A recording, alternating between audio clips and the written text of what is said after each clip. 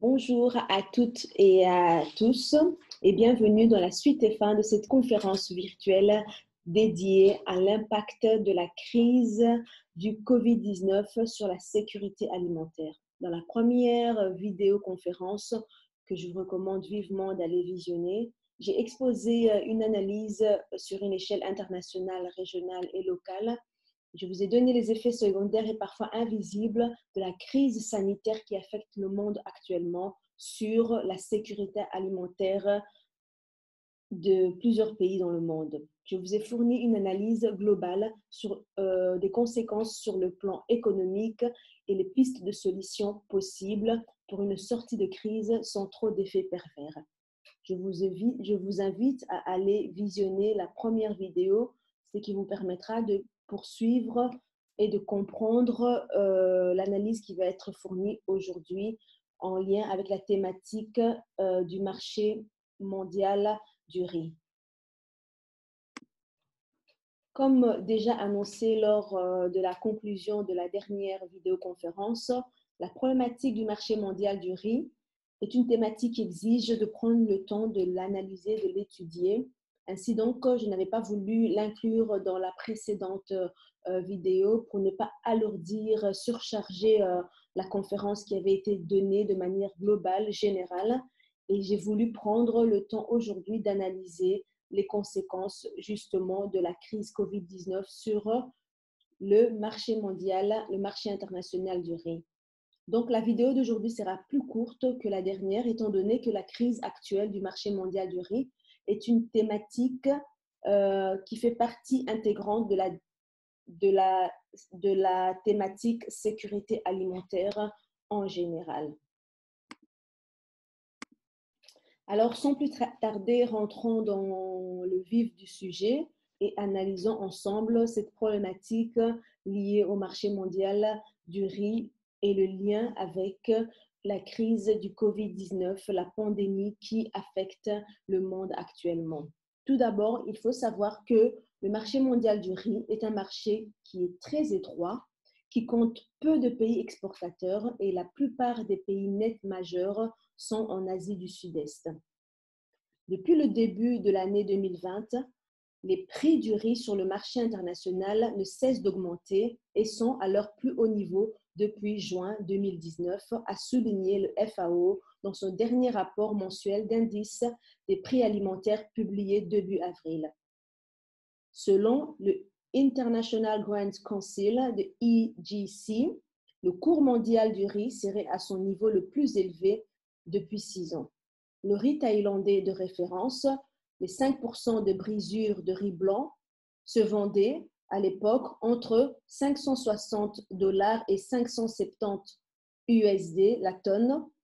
Son niveau le plus élevé depuis avril 2013. Il y a 7 ans, il était encore à 468 $ et 496 $ la semaine du 23 mars.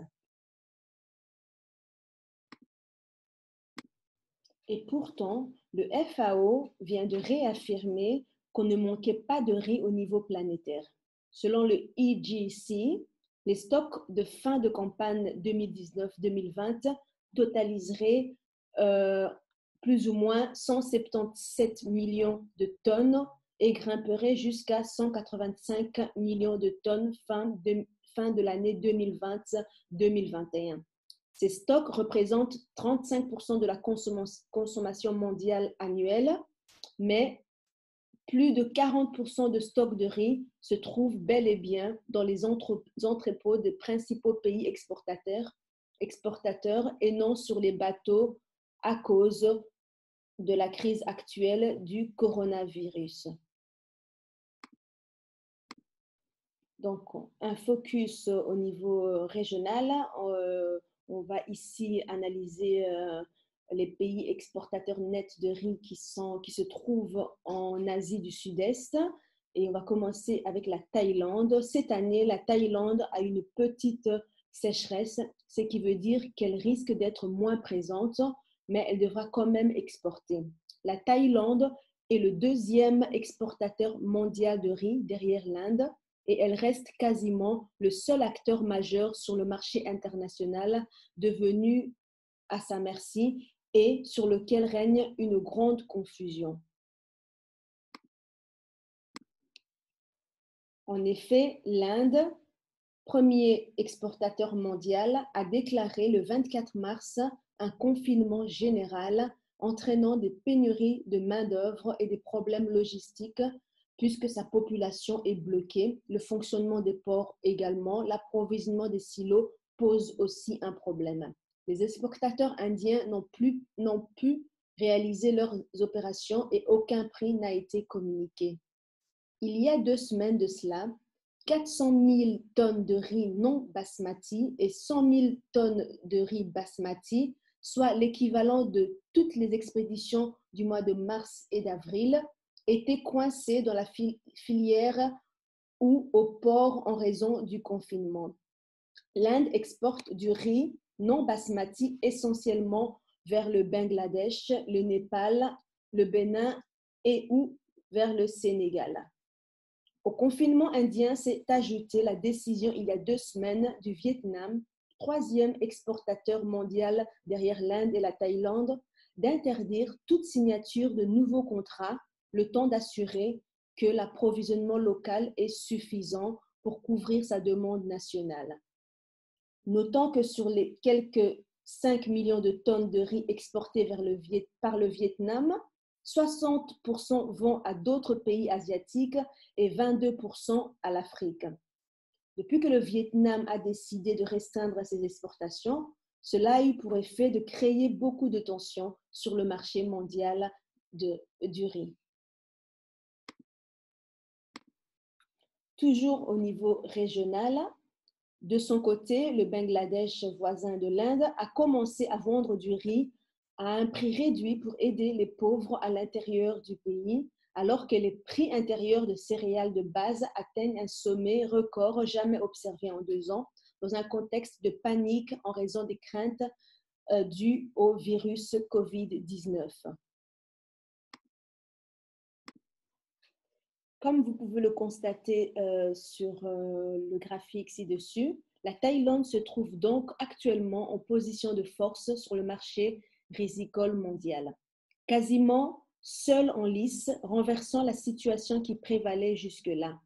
En effet, la fermeté de sa monnaie, le baht, et la sécheresse depuis novembre avaient considérablement restreint les perspectives rizicoles du pays. Mais en réalité, c'est la Chine qui, sans surprise, tient les cartes maîtresses en matière de stock et réserves mondiales.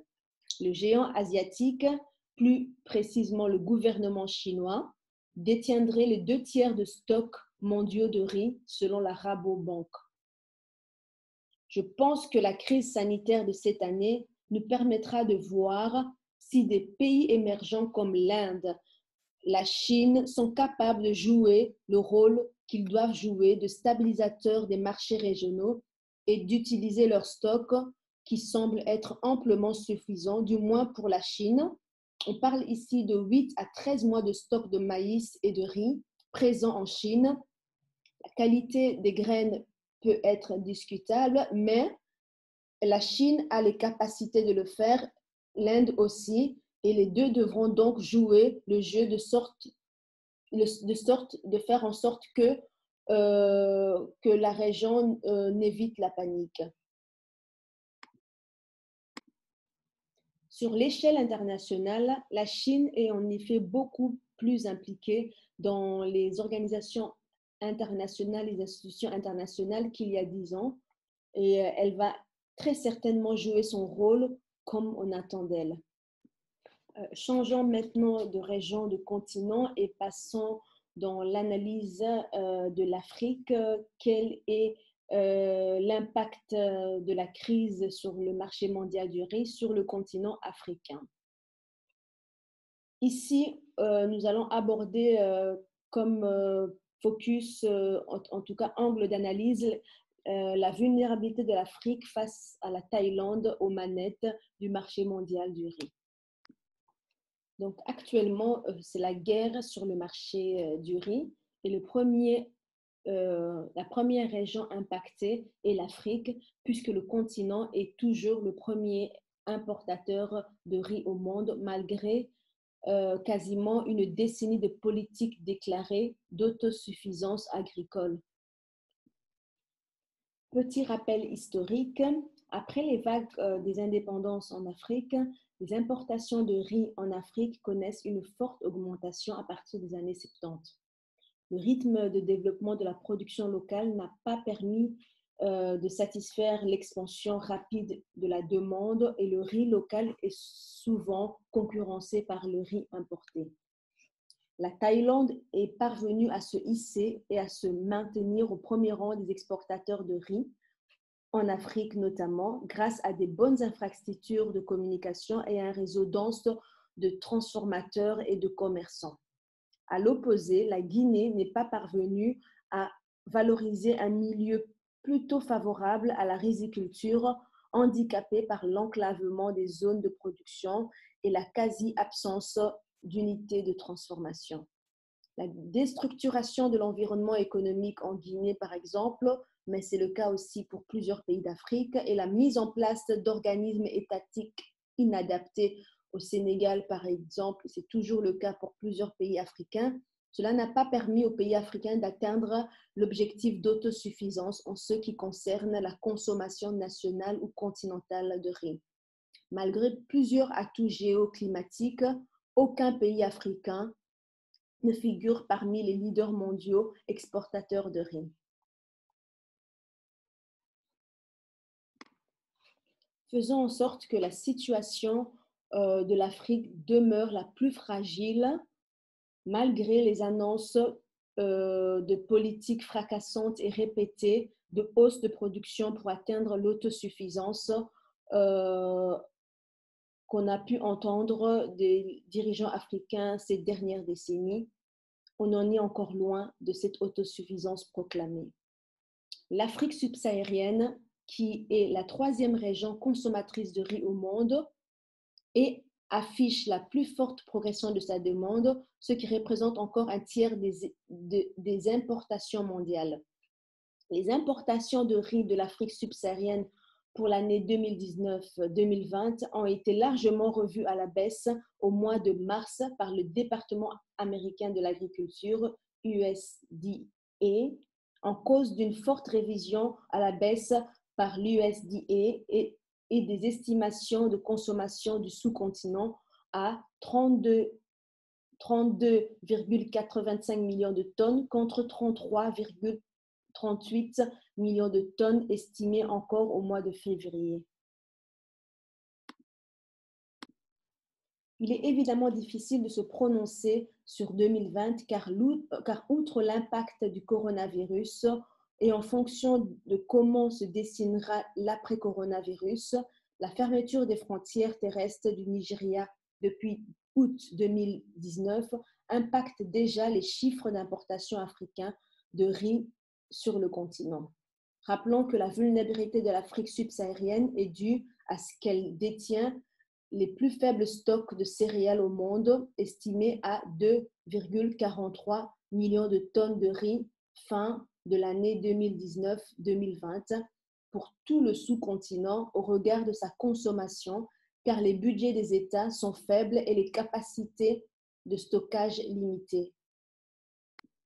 En effet, la sous-région subsaharienne, les budgets alloués au secteur agricole par les pouvoirs en place demeurent en deçà de la réalité, en deçà des besoins de ces pays, et le manque d'investissement dans la construction d'infrastructures fait en sorte que la sécurité alimentaire de la région subsaharienne du sous-continent africain reste parmi les régions du monde les plus fragiles où la sécurité alimentaire est en insécurité. Ainsi donc s'achève cette conférence, donc suite et fin de la conférence qui avait débuté la semaine dernière consacrée à l'analyse de l'impact de la pandémie COVID-19 sur la sécurité alimentaire mondiale, avec un focus spécial aujourd'hui sur le marché mondial du riz. Comme déjà mentionné dans la précédente vidéo, la seule solution pour les pays importateurs et donc dépendants des marchés mondiaux est de réduire leur dépendance vis-à-vis des marchés extérieurs, et ce, en investissant massivement et valorisant leur capital agricole national, le tout dans le respect de l'environnement et en privilégiant une agriculture de préférence biologique.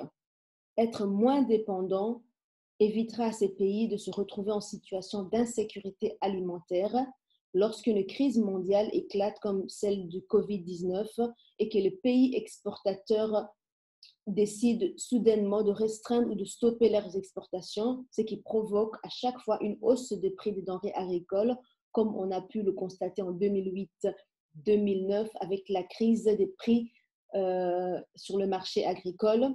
Et cela fragilise les pays importateurs qui dépendent des pays exportateurs. Donc, faites en sorte, donc les pays importateurs, faites en sorte d'être plus autonomes, plus indépendants ou moins dépendants dans la gestion de votre sécurité alimentaire nationale. Cela vous évitera de vous retrouver à chaque fois en situation de pénurie et de grave insécurité alimentaire.